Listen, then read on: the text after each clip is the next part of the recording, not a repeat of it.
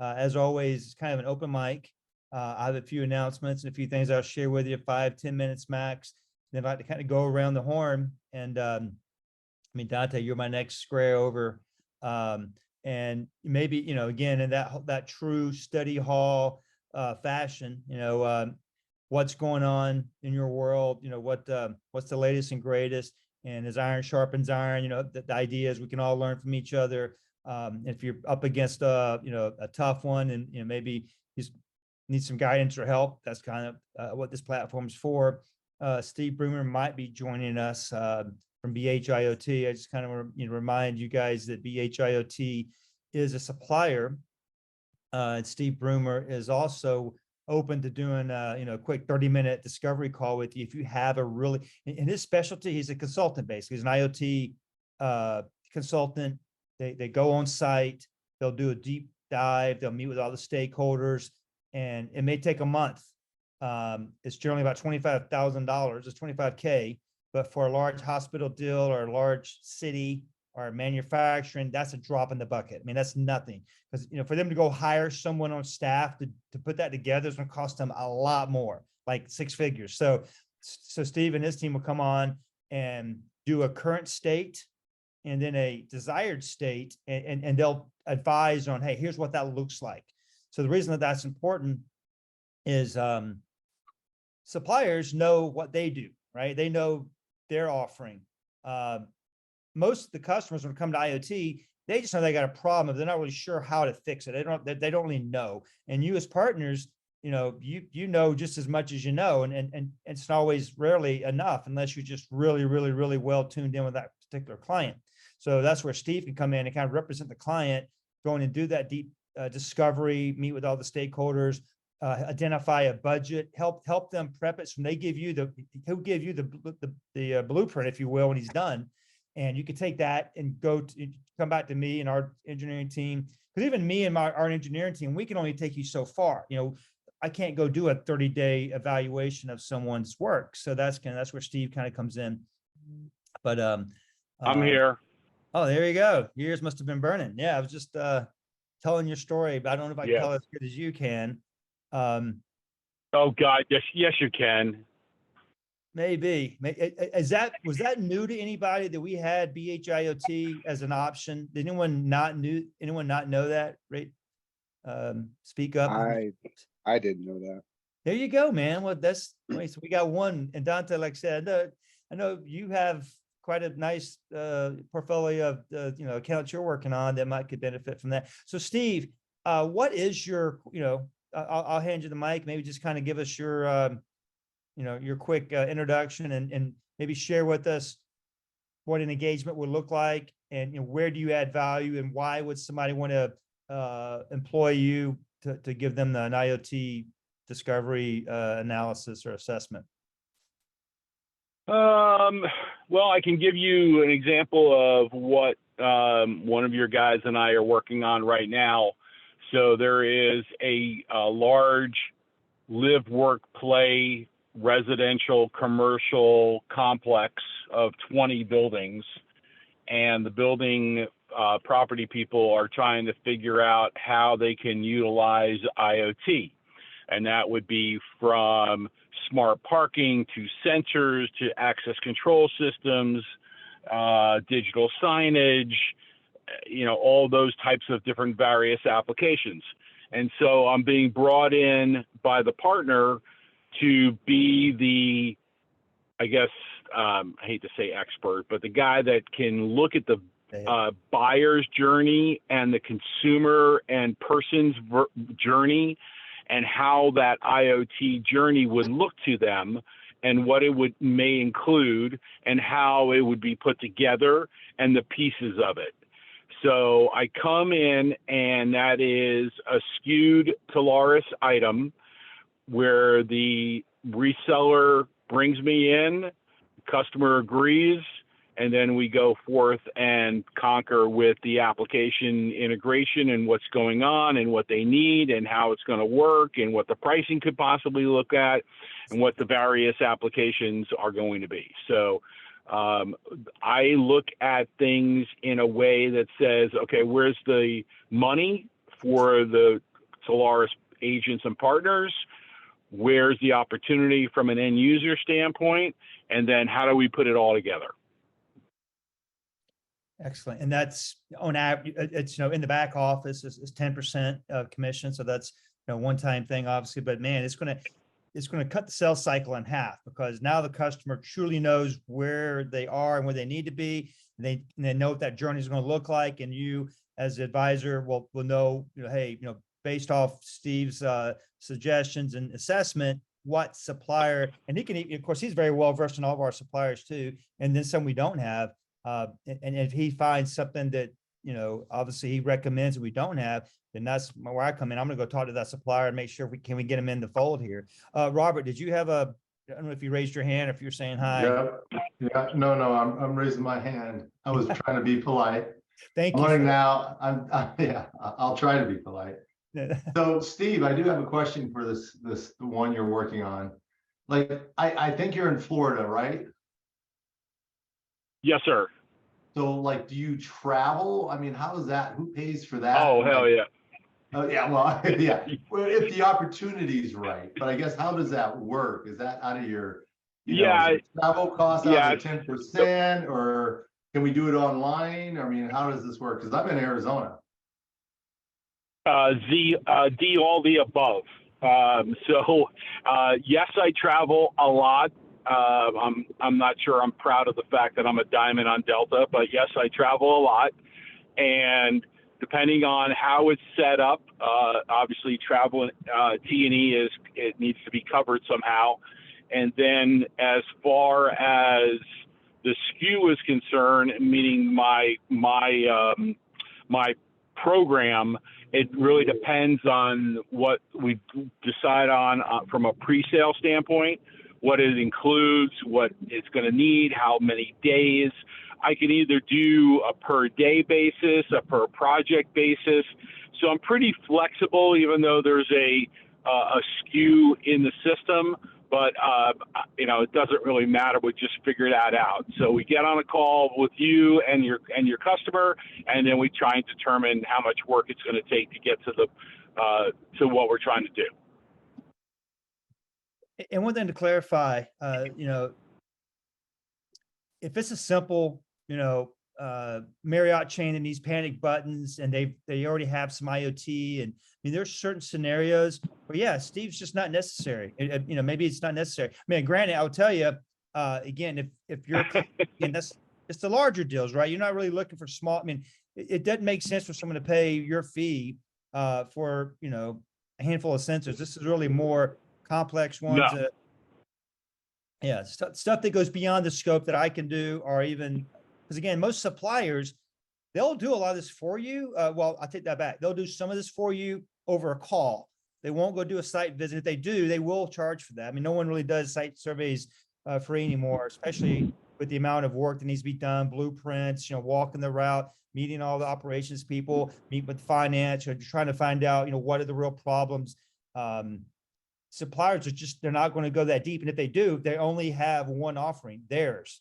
And that's the beauty of what Steve can do. He's really, he's not married to any particular solution. His job is to go in there and say, hey, if you want to become a more efficient and effective organization, hospital, school system, name it, manufacturer, industrial, he's able to give you that full picture. And there's a cost associated with that. And it, which is, covers all that. So that's really pays for the customer, does pay for it.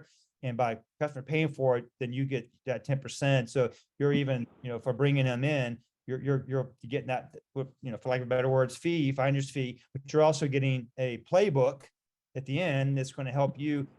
He's kind of softened the field for it. He's already made the case of why they need the IoT and how they're going to benefit from it. Then we can go look at the portfolio and go, okay, now let's see who's the best fit for what is in the recommendation. Any other questions on that? Yeah, I mean, go ahead. Yeah, I mean, I was going to ask the sales cycle. What does that look like? Take us from like the agent calls you. I mean, how do you determine, kind of give us the different steps in the sales cycle so we kind of fully understand what to expect, and we can kind of present that as well. Yeah. So for me in the sales cycle, I will tell you that getting in front of your client and getting an hour together to try and better understand if I can be helpful to you and them, I'm not charging for that. I mean, I'm on the phone with Solaris, people, every week. So it's about evaluating whether you need me. If you just need me if it's just a network failover situation for a bank or ATM machines or something like that, you don't need me. Just go to Fortify or one of the other suppliers and do that. But in this particular case, the example I gave you, I also done a hospital program, a hospital system that was looking for some advice and guidance from a Solaris reseller. I did a deal with a DAS antenna system for a Solaris reseller in Hilton Head. So, I mean, it's got to be, one that there's a lot of money that you and I can make together on this deal. And that's really where the importance lies. But the sales cycle is usually one call with the client. They figure out whether they, are looking, how much they're looking for and how big a deal, and then we just go from there. Yeah, so it's a 1 hour discovery call like you typically do with any kind of. Yeah, correct. Exactly. Because I don't want to waste anybody's time. Sometimes we get in these calls with these clients, and they have visions of greatness, and then they realize that there's no way I can do this. So this is outside of my scope. So what's the smallest deal you've done? Oh God. 60 Subway restaurants that need to be totally integrated and have sensors and refrigerator sensors and hot leak sensors and things like that all tied together into a gateway, and then coming out off of a cellular router back out into a platform. So, multiple locations, multiple situations, multiple places that have to be covered. So 4 location bar, that's not going to fit the 16 location. So 4 location bars. That's too small. Yeah, because again, it's and again, it depends on whether what we're looking for is a off-the-shelf solution, which makes it a lot easier for you and a lot less on the sales cycle. So it really depends on what we're trying to look at here too. So, I mean, I'm not going to sit there and say I'm not going to do you and I can't do a small deal, but I mean, the more complicated, the more value I can bring. How's that? Right. So I have a question. I'm sorry, who else had a question? This is Allie. Hey there. Nice to see you again. So for the example with the Subway, who's paying for that engagement? Is it franchise owners? Is it corporate? Yeah. Normally the franchise owner who's got the stores. Okay, Correct. cool. And then the other one, the first example, the first example you gave, I put in the chat, is that the developer that's paying for that? Was that the architecture firm? Who's paying for that type of engagement? Great question. For that, it is the developer of the property. Because they're the ones that are trying to remember, when you put in a smart property like that, they can get an average 30% more in rent and in value in the selling of things, and looking for ways to be able to increase the revenue. And the IoT world brings them that smartness, right? It's a smart property, it's a smart building, it's a smart parking garage, all those kinds of things. So it's pre-built. It's early on draw leads, right? So it's really early in the process. Well, in this particular case, yes. There's no ground broke yet, and we're making a plan as to how to make a complete smart, complex. But a majority of what is out there for you guys are going to be retrofitted opportunities. So they already have a building. They know they need to get it smart. They already have, crazy statistics that I didn't even know about. So, the average Subway restaurant has got $10,000 to $15,000 in food in its refrigerators and freezers every night. One time that there is any kind of power loss or something like that causes them great pain. The same thing with leak sensors. Putting leak sensors underneath the dishwasher and the hot water heater and the ice maker, all that in case of failure costs them a lot of money. So the ROI for guys like that is really, really evident. And it's real. And I look at it from your standpoint, we could put packages together of sensors that are all tied to a self-monitoring mobile app. And you can sell those mobile app programs for your subscriptions. And so that's a recurring revenue stream for, say, 3 years. So there's a lot of huge value add there. Good. Any other questions? I don't want to take too many Yeah. questions, but I guess you have the discovery call. You have the discovery call. How do you get engaged? Do you have something you sign and get engaged with them? I mean, because I'm still stuck on this paying thing, right? So I mean, Yeah. typically we work with clients and then they buy and we get paid through the carrier.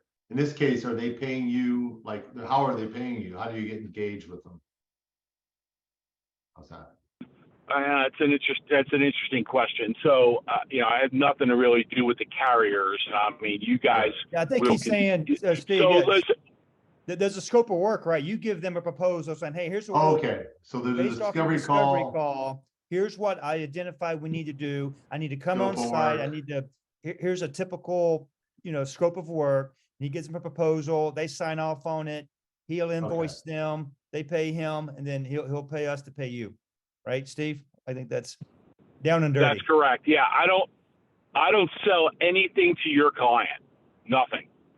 Except for the scope of work. I will help you find the right products and solutions from an IoT perspective for you to sell them. So you sell your client. So that word, in my world, that's pro services. Yep, here we go. Yeah. That's one way to put it. Yep. Exactly. Sorry, here's another question. Last one. This is interesting. Can you set this up, and maybe it's a strategic conversation prior to giving a proposal to say, if you move forward with our recommended solution, which we don't know what it is, you can recoup X% of the pro services cost or something like that. Have you done that, or has that been thought about? To me or to you? Like, I will sell. Yeah, I Go can ahead. answer that, Steve. Yeah, so the answer is no. So if, like, for example, let's just say Epic.io was doing an on-site survey, and Epic.io charged 20 grand to go do this deep dive 30-day evaluation, and then Epic.io came back going, hey, you need A, B, and C. It's going to be 50 grand a month. We'll take out, we'll apply what you pay toward the service. Because Steve is really a unbiased third party. He's not affiliated with any of any of the solutions you would ultimately end up selling. Yeah, makes sense. I think, But by the way, someone had a question about how are they paying. I want to make sure that was seen in the chat. Yeah, thank you. Yeah, that was me. I guess, Allie, if you want to do that, you could pay Steve and take that chance, right? Yeah, I mean, just an interesting perspective, bump it up $1 grand and say you get 10% of whatever it is. Again, just trying to get creative, because I feel like some of these you're in really, really early with developers potentially. Anyway, thanks. I'll do this, guys. I'll the follow-up email. I'll make sure you have Steve's email address and phone number. And if you want to schedule kind of another overview to go, if you have actual opportunities you want to talk about, or if you just, want to go deeper, Steve, that's, you do that all the time too, kind of, 30-minute evaluations or, educations for opportunities and go to market. Yes, sir. Absolutely. Yeah. All day. Yeah, no, that's good stuff. Well, thanks, Steve, for that. And by the way, Steve's also, I put in the chat, and I realized I probably should have put the name of the webinar. So I'll tell you real quick. I put some vertical specific webinars we have coming up, kind of one a month for now, just trying to fit them in between all the other stuff we're doing. But vertical specific. So March 17th is healthcare. So if you have any healthcare, medical type clients, we're going to just talk about healthcare solutions. In some cases, even mobility and, managed expenses, use cases that, for the biggest requirement for a supplier to join me on these calls is you actually have a nice large win that went well, and we could talk about it. It's not theories and just trivial kind of stories, actual deals. And not even, I don't care if they're sold by Toyota or not. It's like, hey, we need to talk about real opportunities we can make money in this vertical. So March 17th is healthcare. 7 April is hospitality. So I think hotel, motels, holiday inns. 10 May is MDUs. Yeah, I knew someone would like that.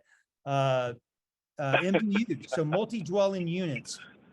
Spectrum, by the way, is allowing our partners to sell TV and internet services to multi-dwelling units. So if you've never played in that space, it's a whole nother area. And I'm sure Comcast is going to follow suit, but you could actually, if you know a developer that's building a brand new apartment complex or condos, you can say, hey, let me represent you to Spectrum, and I'll get cable and internet in here. But there's also all these other technologies, water detection, just like Steve mentioned, anywhere where you have a commercial space or, anytime where there's people, water just doesn't go well with drywall and carpet and insulation. So MDUs on 10 May, 7 June is retail. So if you sell to anybody retail, I even kind of put the Subways and the Domino's in there. So anywhere where there's kind of high transactional retail traffic, we're going to talk about how we can sell IoT to retail. Another kind of unique one, 14 July, is car dealerships.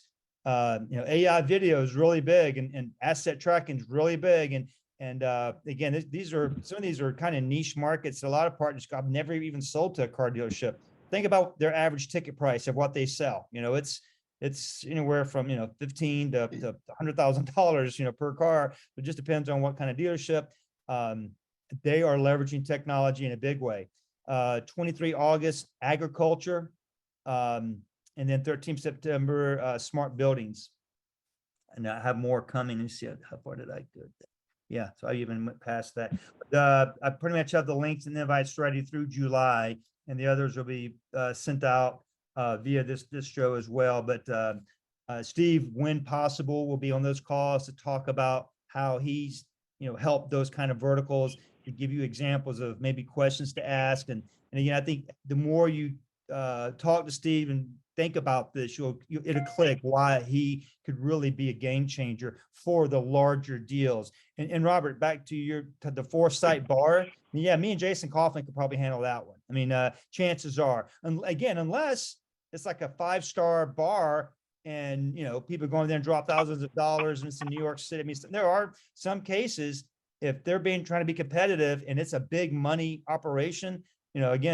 Dropping 10, 15, 20K to have some consultant expert come in and do a whole IoT roadmap might be worth their time if they want to truly up their game. But if they just need some, smart cameras, refrigeration sensors, I would call it the basics.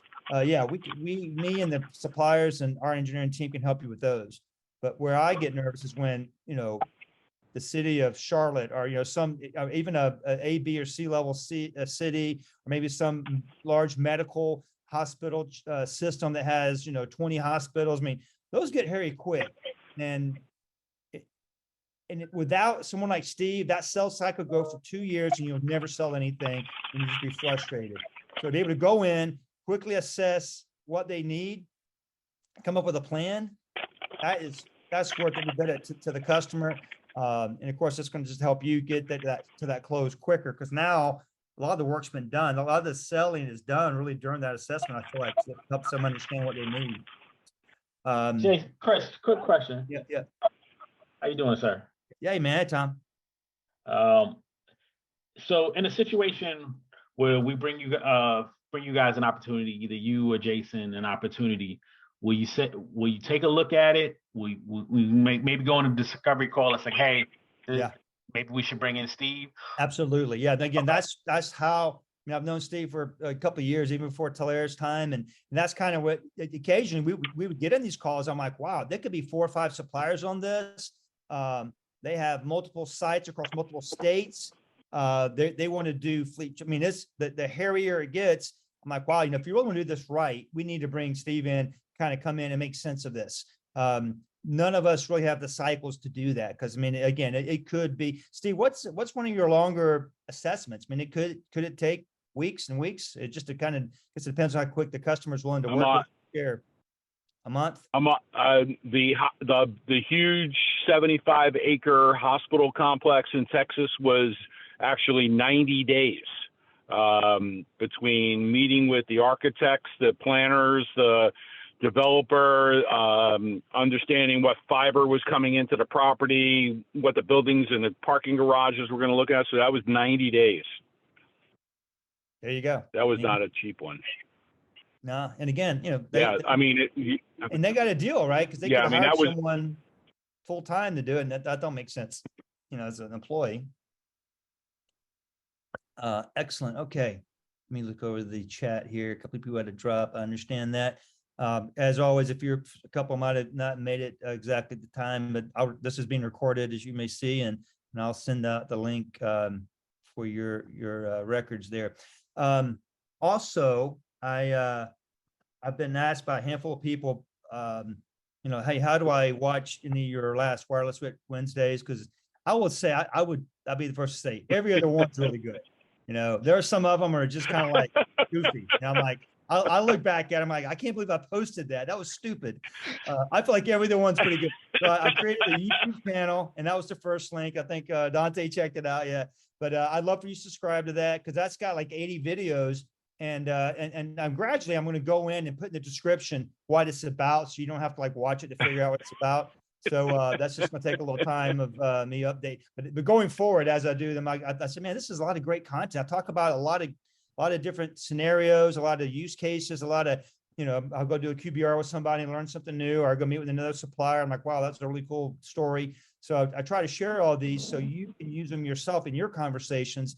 And that's how you demystify any topic, is you just get familiar with it. You just hear more and more stories. What was once a weird idea, now you're like, oh, this is old hat. I've heard 20 stories on that, and I see how that works. So that's just another resource for you. And for self-deprecation for myself, You can go to YouTube to IoT Nuggets. So Chris and I compete against each other for the shittiest IoT quick fights that we do. So you go to IoT Nuggets and you'll see a whole series that we put on with a variety of vendors. So if you're interested in understanding what some of the vendors are out there providing, you can get little 8-minute, 10-minute updates on IoT Nuggets. Man, well, and you have a professional hype man. So you're I'm a D-list. You're like an A-lister. I'm working to catch up with you. You have a professional MC. Yeah, right. I'm so whatever. Yeah. Whatever. No, but yeah, the IoT Nuggets is you guys really went big right after I was a guest on the show. So I don't know if that's coincidence or not, but I'm glad I helped. All right. There you go. Thank you. We're in the middle. We're at the halfway point here. Now, for some reason, my Hollywood squares have moved around a little bit. So I don't know, Robert Carksay, right? Yeah.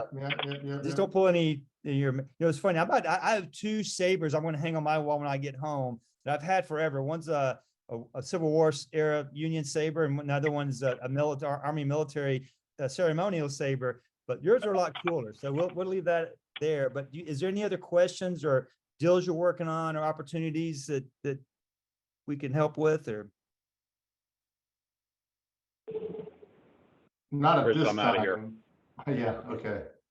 Yeah. Okay. I don't have anything. We are working on some opportunities, but now that you sent that to me, who else besides yourself? Is that Jason? I think is your other. Yeah, Jason Kaufman, Okay. Jay Kaufman at Talaire's is really my technical wingman. Yeah. And he'll be the one that, he'll be the one to go, yeah, I can help you with this. or wow, this is really hairy. Let's get Steve on the phone. In fact, as I said, we'll get Steve on the phone for 30 minutes or an hour, and he'll validate, oh yeah, I can help here. Or, you know what, I think you're overthinking this. You'll probably be fine working with, XYZ supplier, so yeah, he's kind of a special teams coach or a special teams, player for us. Okay. Mr. Dante White, anything on your radar, anything pressing? Or I know you had a conversation yesterday with the CEO at Modus, and hopefully we can figure out, some middle ground there, but anything top of mind? Or Yeah, actually, I'm working on a lot of IoT stuff right now. So obviously dealing a lot with Modus. That's a really great program they got there. I implore everybody on the phone to really go after that opportunity with the electric vehicle chargers. It doesn't comp a lot, but it's a 10-year buy. So that's a long ass contract. And it's very lucrative. It's a very easy sale. well, I think the money really comes in when you add digital signage, right? I mean, that's really the only, there's two, that's a good point. There's two models, right? There's, if he has one scenario, and again, this is kind of a new part of his program, they can explain to you, where he has some dealer operators that will fund the equipment, and it's more of an OpEx model versus the end user buys the equipment using state funding or tax credits, whatever. Then it's just a one-time hardware purchase you get 10% on. But if they do digital signage, you get some of the ad revenue paid quarterly, which is unusual. But again, it's not mega, massive lucrative, but it's your customer gets paid and you get paid on advertising revenue. So that's it's still, revenue. Yeah, it's a good Trojan horse sell. That's how I'm kind of using it, right? So it's a compelling conversation to have when you can offer somebody some instant top line revenue to their business, right? No out of pocket, instant top line revenue. It's kind of a no brainer. And then I follow that up with some other IoT opportunities, which leads me to the question that I have with Spectrum. You said we can sell into multifamily units, and so what does that look like, right? What I'm sorry. With the Spectrum, you said, no, you're good. Oh yeah. You said that we could sell into multifamily units with Spectrum. So what does that engagement look like? Yeah, it's again typical. They have a different channel team, as you would imagine. You just get a hold of your Spectrum channel manager, or you go through your SPDM and say, hey, I got a Spectrum MDU deal. Make sure you specify, because it's a different team. They'll do a discovery call with you going, hey, what's this look like? Again, if they're already engaged with them, they already have paperwork going with them. It's like anything else. They go like, hey, thank you kindly, we got this. Unless, they go, they realize, wait a minute, Dante is like their lead consultant they just hired, and they're not going to sign anything without Dante. And that's always those one-offs. But yeah, they'll do a discovery call and kind of tell it's a little different. So it's basically like an access agreement. The Spectrum is used in your relationship with the MDU owner to get signed, and there's usually door fees involved. And it's been a long time since I used to do this at Comcast, believe it or not. But MDU. Yeah, MDUs. Yeah, I had a short stint at CenturyLink for okay. MDU. And And So and that has to do with territory, right? So I'm in Arizona, so I only have two options here. I've got either Lumen/CenturyLink, or I got Cox. That's it. Yep. And then it has to do with designing it. Are the houses close together? Are they apartments? Because all that comes to play. And generally those builders are looking for cost. They're just like, we're going to sell this property, get it in as cheap as possible. And that's what they're looking at. So I guess really my question is this. So like when you go in there, is it like a one-time pop, or is it, you sell to the business owner, the unit owner, right?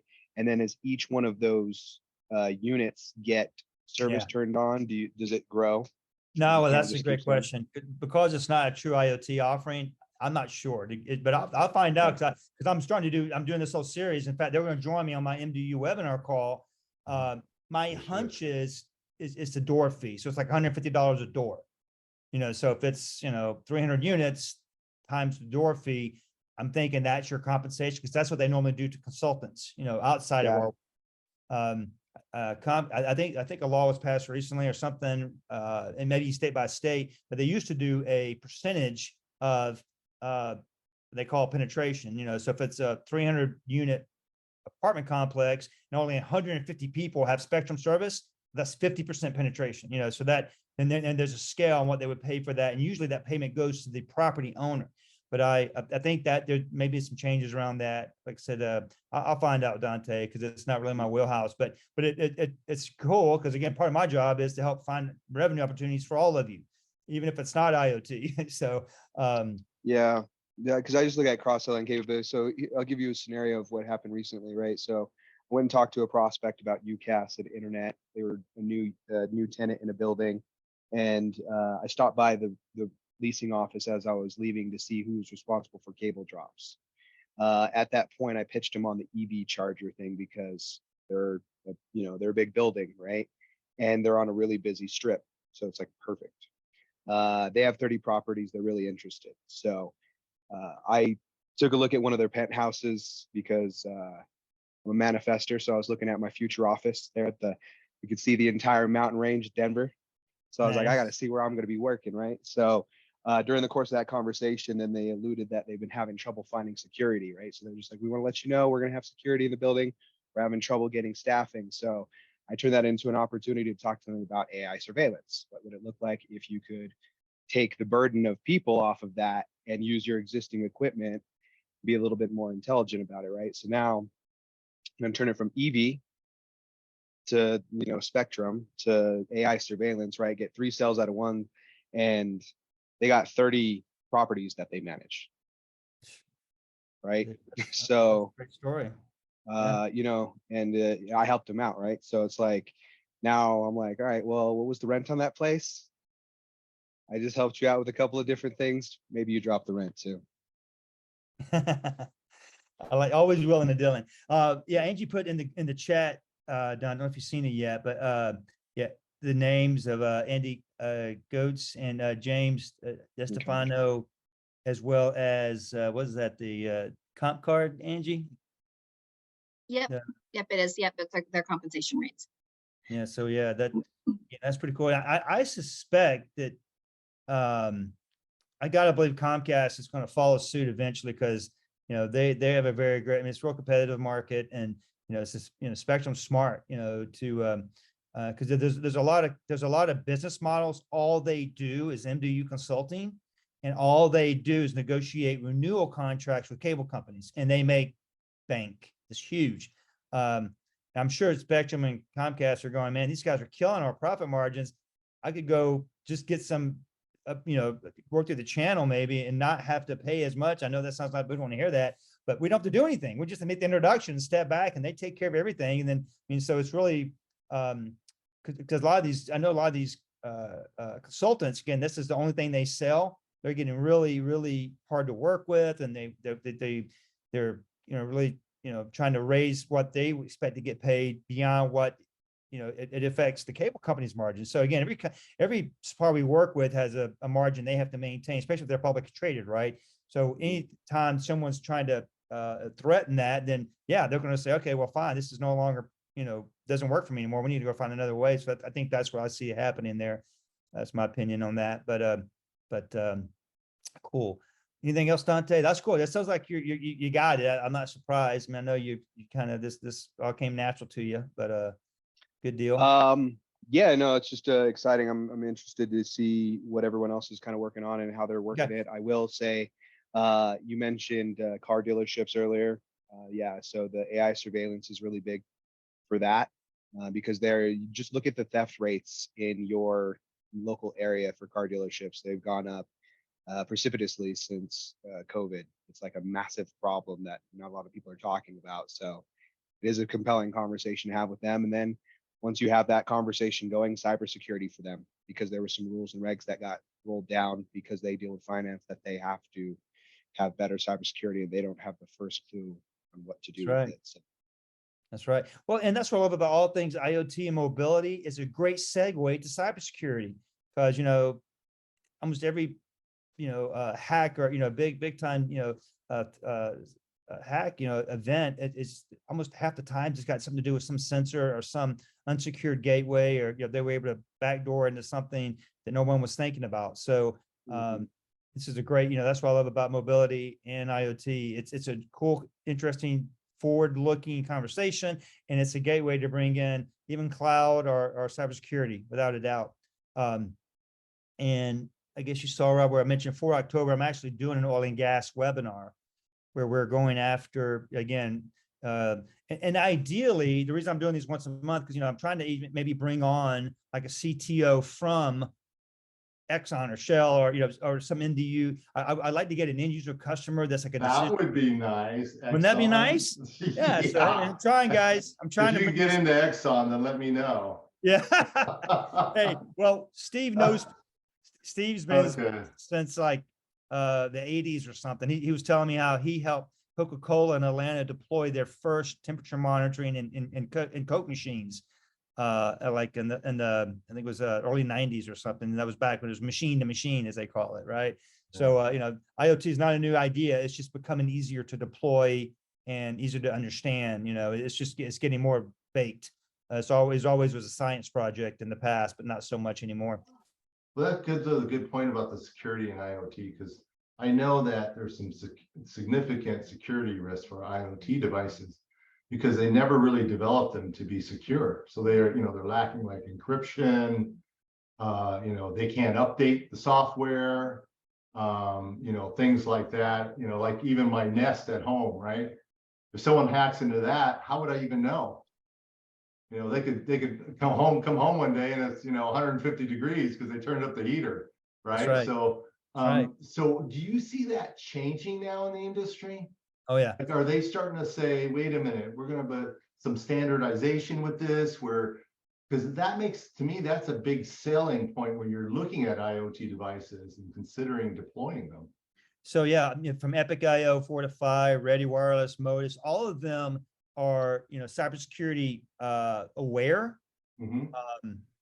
But what's a good way of good analogy? But it's the devices themselves. Oh yeah, right? no, well, it's really what the devices are connected to. Okay. It's securing a network. It's like securing any network. A sensor is not a whole lot Okay. different than a laptop or something. It's an endpoint management, and so Okay. there's two thoughts on that. Yes, a lot of the aggregators we're working with, they're doing their due diligence to kind of check the box. But I always recommend it, and oftentimes they'll recommend too. In fact, maybe the industry you're selling to may require it to have a secondary over-the-top cybersecurity, solution in place. So it's always worthy of it to have something that's because it's Oh, you yeah. know. Yeah, I mean, you yeah, gotta have like an MDR or something. Yeah, Something yeah. that Well, kind of endpoint protection and everything that's included. exactly. So Okay. it's always comes down to like, what is the risk if this gets hacked? And if it's a financial institution or medical, I mean, I can't think of many businesses that would be okay with any kind of hack, right? But some of them are a lot more sensitive than others. Anything legal, medical, financial, or where there's big money, a lot of credit card, a lot of point of sale, all that stuff. It's just a wise conversation to go, okay, XYZ supplier I'm working with, I understand this is your security answer.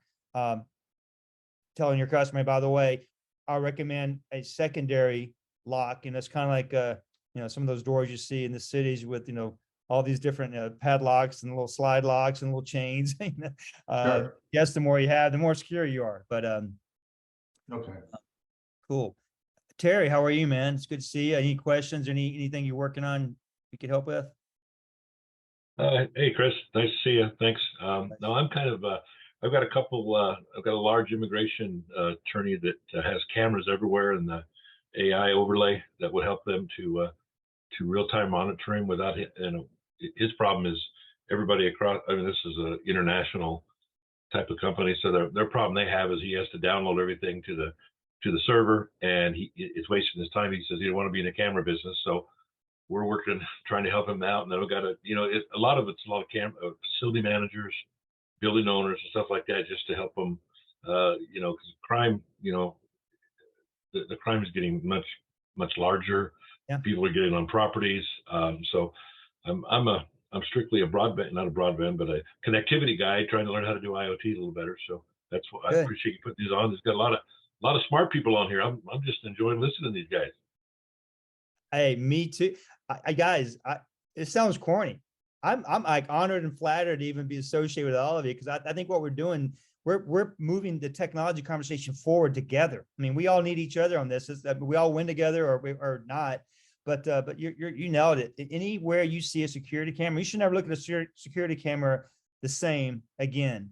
I mean, I love what Claro's doing. They have a real simple solution. If they already have cameras, they can just insert this box and run all the video feed through their computer there. Now you can make it searchable. You can set up geo-fences around certain areas when by times, so if between 8 and 5, people going through the door to the warehouse is no problem. But after 5 o'clock, nobody should be going through the door. That camera can say, okay, do a geo-fence, anything within 10 foot of that door, it alerts somebody. Or maybe not only does it alert somebody, but because it's just an API, it's software, it locks the door, or it turns on a light, or it turns on a siren. I mean, it's all software. You can just tell it what to do. And part I think is the coolest and kind of the scariest, but still cool. Think about a secure facility, whether it be I don't know, any secure facility, and someone gets fired on Friday. They're disgruntled. They have the picture of them from the HR from their badge. They can just put in the system, hey, blacklisted. If this person shows up on any of our camera feeds, alert security right away. He's not supposed to be here, or she ain't supposed to be, whatever. Or I actually heard a story where a private school, they had again, a sad story. I mean, you hate that we have to talk about stuff like this, but it was a really ugly divorce, custody battle. The father had a big anger issue, whatever. I guess unfortunate. I'm sure he had, obviously had some problems, but they put his picture in there going, hey, this guy there's a restraining order. He's not even supposed to be within, half mile of his kids or something, because he the bad dude. And that just gave them all a peace of mind. It gave the parents peace of mind, gave the school peace of mind. Even dumpster fires. We use that a lot, but boy, that guy's a dumpster fire. But the problem with dumpster fires is fire alarms don't pick them up because you're outdoors. But these cameras can actually know what fire looks like and alert somebody the minute flames are seen, or even smoke. I mean, in fact, some like big warehouses, the fire alarms are 40 feet up in the air because it's a big warehouse. So having a camera on it, it can sense the first time a little poof of smoke start coming up, or a little tiny flame. I mean, what AI video is doing for security and protecting assets and people, it's just next level stuff. I mean, it's more good than bad. But as a Claro, obviously your 6 does a lot of this stuff. Fortify it's called FISAS, Physical Security as a Service. They'll come in and install everything, access panels, magnetic door locks, all the Verkada cameras with the AI. So if you have a client, maybe it's a new build situation, they don't have anything. Well, Fortify can come in and do it all. They can come in and A to Z, cameras, locks, panels, you name it. I was on a call with them recently. Someone's building a new location, and they have a virtual receptionist. So there's no one at the front door, and employees have a badge. So when a guest comes up, or maybe some employee to get a candidate that's going to be interviewed, whatever, they have a camera at the front, and someone from home can, or even their smartphone, look at the camera and go, oh, okay, yeah, that's my 2 o'clock appointment, and remotely unlock the door and let them in. Just stuff like that. So that's what I think, to just have that open mind to go, how can technology solve business problems in ways we never ever thought of before? That's the world we're playing in right now. So that's really, really fun stuff. One quick question. We talked about, obviously most businesses can't afford to have things being stolen and fires and crime in the area. So have you found folks doing well talking to people that are responsible in an organization's risk management department? Because that's all they do is where's our biggest risk at? And is that becoming a strategy? I was thinking about that the other day. Absolutely. Yeah. I mean, if that's, so it's funny though, because you got 2 types of those people. Some people look at all those problems we mentioned as job security, right? I mean, if the safety coordinator for a company, if it goes too many months and there's no one following getting hurt, like, wow, do we need this guy, right? But that's the wrong way of looking at it. It's like, hey, this is gonna help you do your job better, especially in the area of safety or things being stolen.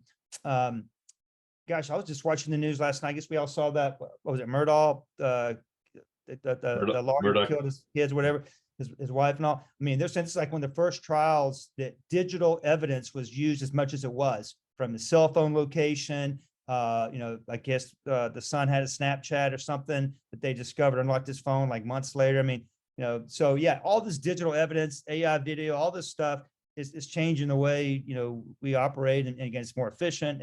You can't dispute a lot of it because it is what it is kind of thing. But it always comes down to, who in the organization is going to stand to benefit the most, who's going to save the money. I always say usually business leaders, they really care about the bottom line.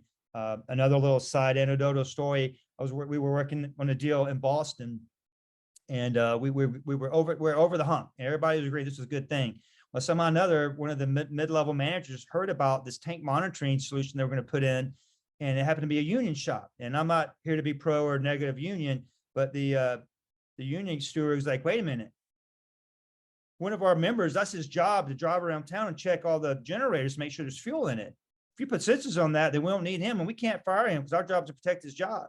And I thought, oh my God, how short-sighted, that was. And so obviously it's still, they're still working it out. They're like, hey, well, my response was, well, it's great that you're protecting, we'll call him John's job, but guess what? There's other things John can do too. I mean, there's other areas that we can use. You can repurpose John's effort. You don't have to fire anybody, but yeah, unfortunately, a properly deployed IoT solution may automate someone out of a job, but I'm saying there's always other things that can be done, right? Well, in this day and age, going back to staffing issues, there's a lot of companies can't even find enough people to go around and check the tanks because it needs to be automated. I know we're running out of time. Tom Hamilton there, you got anything to share? No, you always say you like joining just to listen in too, but is there anything else top of mind that can help you with? To help me with. So right now I got some opportunities that, excuse me. So I brought some of the security opportunities to a couple of credit unions, mine, Modus, and the EV chargers. Working on a network opportunity, which will expand out into a little bit of IoT as far as smart city, smart town, to rural communities. They it's Friday. They asked me to improve the network and the services to their essential buildings. And with that, well, if you're gonna do the job right, then you're definitely gonna have the IoT conversation. What else can be done? It's like, okay, you want a better internet here at your police station, the city hall. Well, what other services, IoT, how could IoT help you? We talked about leak detection in schools, traffic monitoring, security, all those kind of things come into the conversation in my mind. It's just like, all right, well, we start off here, now we're gonna pivot here, and then we got to secure it all. So now we're gonna make a circle. Yeah. And that's something I'll be honest, I've learned from you guys. It's like, you take a small opportunity or a medium-sized opportunity and you make it bigger by adding on the other parts from the other teams and the other departments. It just makes sense. Yep. No, that's goes back to those diagnostic questions we talked about in the academies. And I probably need to do a refresher video to share with you guys because I mean, it's so frustrating for us and you. I sense that you're sitting talking to a client and you have all these things you can help them with, but how to get them to agree that you're right. How do you get them to, because at the end of the day, there's no deal until they go, yeah, give me the contract, I'll sign it, right? How do you get from, I have a good idea for you to, yeah, I'll sign the contract. And I feel like sometimes we gloss over that. By the way, in our learning management system, our LMS, Toledo University, if you haven't logged in, and it's growing by the month. A lot of investments going into that, but we're going to start having some, even some general sales skills. I mean, I've managed salespeople for like 15 years before this job, and I always laugh, because I believe in sales training. Even I don't care how long you've been doing sales. It's just good to kind of sharpen the knife. I mean, all these pro athletes, man, they practice for hours a day, and they're the best. And so who are we to say we can't sharpen our sales skills? So some sales skills trainings will be in the LMS, and that's all good stuff there. Chris, So I'm sorry. And then the opportunity started with a private LTE network. Oh, wow. So yeah, I was like, oh That's yeah, another hot one. Yeah, that's private mobility. networks are hot. Yeah, a lot of conversations there. Well, any other last thoughts from anybody? I know a few people to drop. Well, I don't know, Thomas, I'm interested in, it's called CBRS, that private LTE. How did you do it? What Oh vendor wow, or you said partner did you do it? CBRS. Yeah, you Yeah. just taught me a new acronym. Yeah, citizens Okay, band. you know what it stands for, No. Yeah. Oh. Robert? You know, it sounds Oh, like yeah, I know what it stands for. you just got to Google it real quick. Yeah, it's Citizens Broadband Radio Service. That's I've right. actually worked on Ah, it with yes. an ISP, but it's also military, so it's used as a military frequency. This particular location was up in the Northwest, close to a Navy, so it didn't fall through, if that makes sense, because obviously if that particular military base still used that frequency, which is like 3,500 watts or something like that. I'm not quite sure. So just curious, did that go through? What provider did you use? So we're still early stages. Okay. So, but I'm, because it's honestly a whole, it's public, so it's a grant process. Oh, it's a grant. Okay, that's good. It's a grant process that we're believing that the grant should be approved in the next couple of weeks. Are they going to deliver internet over that private LTE, or what's the use case? So the business use sorry.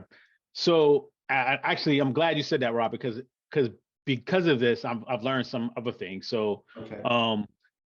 The goal of the grant was to do a two-part thing. One was to bring broadband to the rural residents under the Inflation Reduction and then infrastructure bill. And so there was money set aside for rural America and Appalachia.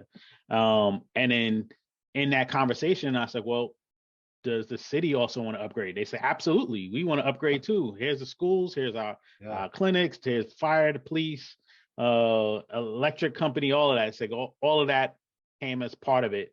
And so the easiest way, kind of just figured out, just talking with a couple of providers. And I think on the table right now, I'm talking to PowerNet, Granite, and Global Gig should be on there too. I would. They have a good private. Who's that? Global Gig. Global Gig. So there's a good one for you to Global look at, Thomas. I'm trying to think of who the third is.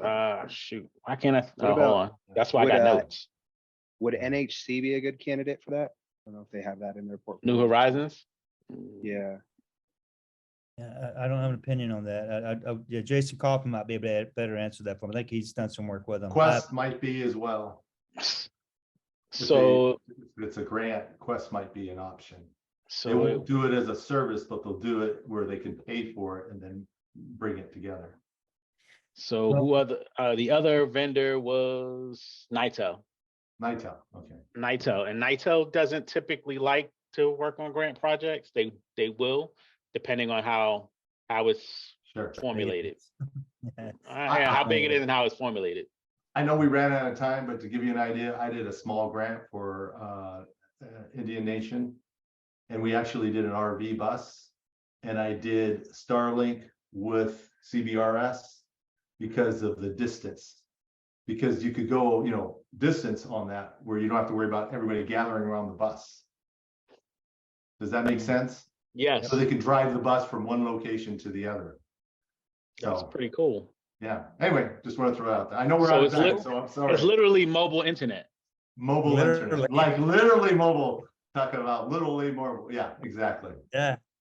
Well, guys, thanks for staying the distance with me. I appreciate it. We'll do this again next month. And again, in addition to this, I'll be doing another vertical specific. So obviously, if you don't sell into hospitality, either A, don't join, I don't care, or B, maybe you should sell in hospitality and you should come in and learn what you can do to, go pitch and talk to hotel, motel, Holiday Inn owners. So have a great remainder of your day. Be fantastic.